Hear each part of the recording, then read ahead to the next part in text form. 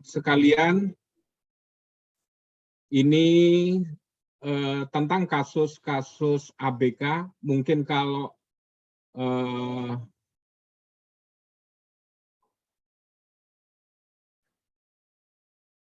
sebentar,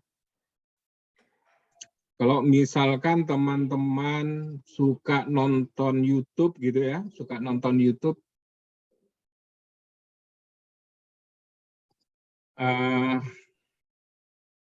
ini sangat bermanfaat dan saya merasa juga terenyuh ketika menonton ini.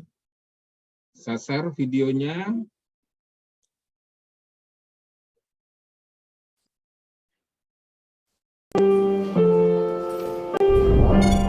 Ya, kelihatan Pak betul ya? Ya, kelihatan Mak. Oke.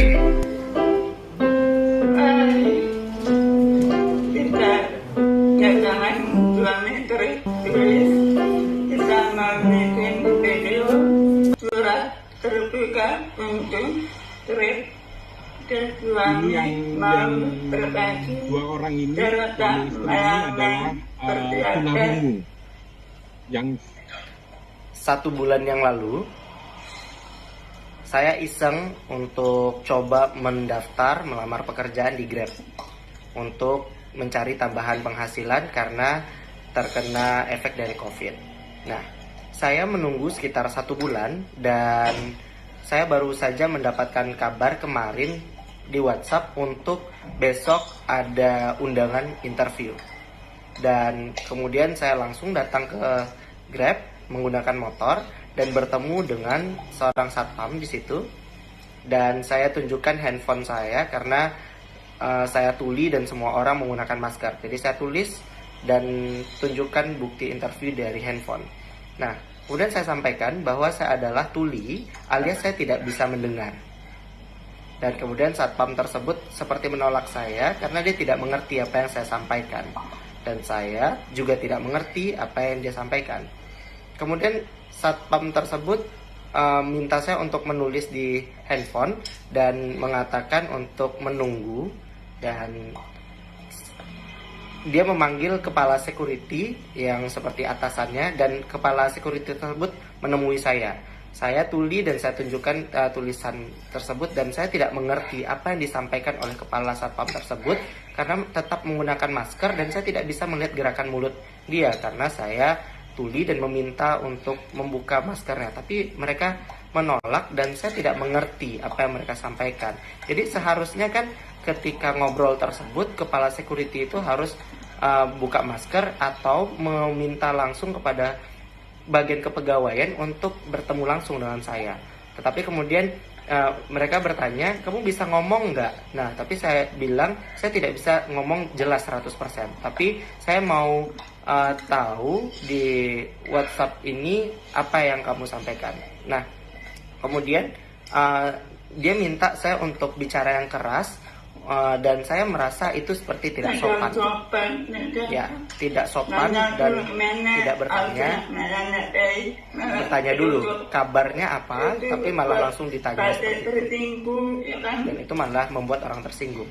Kalau saya sih sebenarnya tidak tersinggung, tapi saya merasa itu tidak sopan. Dan bagaimana kalau misalnya ada teman-teman tuli lain yang melamar kerja di situ dan malah menjadi tersinggung karena sikap yang diterima seperti diskriminasi. Nah, kemudian kalau misalnya kemudian saya memanggil, Mas, gimana kalau sikapnya tidak baik seperti ini, saya bisa lapor loh ke atasan, gimana? Nah, kemudian dia tiba-tiba berubah sikapnya seperti menjadi lebih baik untuk komunikasi sama saya. Nah, kemudian dia meminta saya untuk menunggu dan dia masuk ke dalam dan kemudian saya diizinkan untuk masuk. Saya masuk ke dalam dan kemudian saya mengikuti mereka untuk masuk ke dalam dan Bapak Satpam tadi tidak ikut dan kemudian saya bertemu dengan seseorang di situ yang di dalam ada satpam lagi dan yang di dalam ini satpamnya ramah. Dia mendampingi saya dan bertemu dengan bagian kepegawaian. Nah, seharusnya kan ada pertanyaan dulu atau selamat datang, tapi langsung ditanya mau apa gitu. Dan kemudian saya sampaikan bahwa saya tuli dan saya minta dia untuk komunikasinya, untuk ngobrolnya pelan-pelan atau ditulis, tapi dia tetap berbicara dengan lisan dan saya tidak mengerti apa yang dia sampaikan. Kamu ngomong apa saya tidak. Dan kemudian dia tetap ngomong dengan lisan. Jadi ternyata yang diminta adalah berkas. Oh, saya baru ngerti, oh minta berkas. Saya berikan berkas dan kemudian dia membaca berkas dan kemudian dia tanya, apakah kamu sudah berkeluarga? Sudah. Tinggal di mana?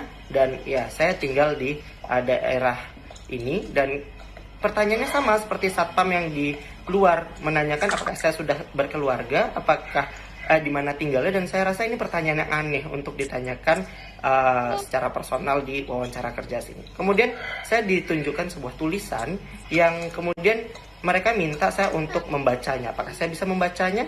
Kemudian saya pikir ya saya bisa membaca, tapi ternyata dia minta untuk saya membaca dengan keras. Dan saya berpikir, untuk apa saya harus membaca ini? Oke lah, saya baca dengan keras. Dan orang-orang tersebut bereaksi untuk mendengar apa yang saya ucapkan. Dan saya merasa, aduh ini benar-benar tidak sopan dan ini benar-benar mendiskriminasi saya. Untungnya saya tidak masalah dengan hal ini. Tapi bagaimana kalau misalnya ada teman-teman tuli yang lain tersinggung dengan perlakuan seperti ini? Harusnya kan kita saling menghormati dan menghargai ya. Nah kemudian saya merasa, aduh ini benar-benar nggak beres nih. Nah kemudian saya dipanggil lagi, saya nggak ngerti kan, tapi saya ikutin. Saya diajak ke sebuah tempat ruangan yang sepi dan kosong, nggak ada orang-orang di situ, dan saya merasa oh ya udahlah ikut. Nah kemudian saya berdiri di depan dan si pegawai itu berada di belakang. Oh akhirnya saya paham, ternyata dia ingin melakukan pengetesan pendengaran saya dengan bertepuk tangan dan memanggil-manggil saya. Dan aduh ya saya kan nggak bisa dengar, saya tuli.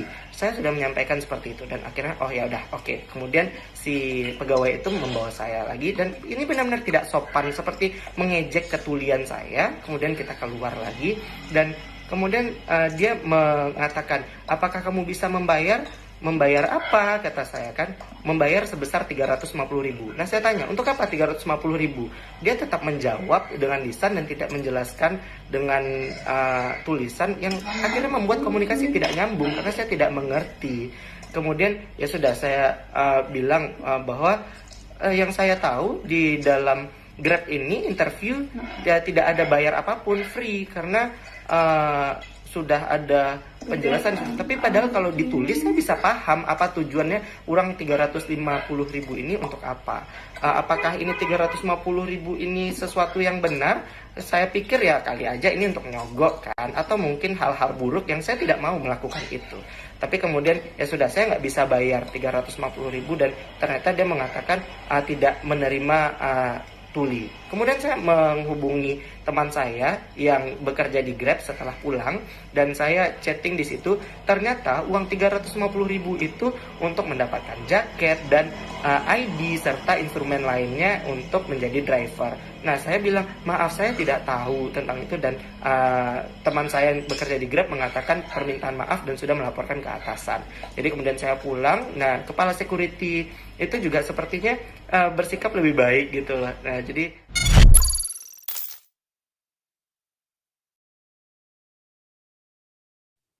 baik, teman-teman sekalian, dari dua kasus ini, ya, dua kasus ini. Kalau yang kasus pertama, saya hanya ingin menunjukkan bahwa peran orang tua untuk anak-anak yang berkebutuhan khusus itu amat sangat penting, sangat penting. Kita diskusikan atau kita bicarakan lebih lanjut tentang itu. Nah, dari video yang kedua berkaitan dengan tema, dengan karir pekerjaan. Untuk orang-orang atau untuk saudara-saudara kita yang tergolong ABK, ya, orang-orang yang berkebutuhan khusus.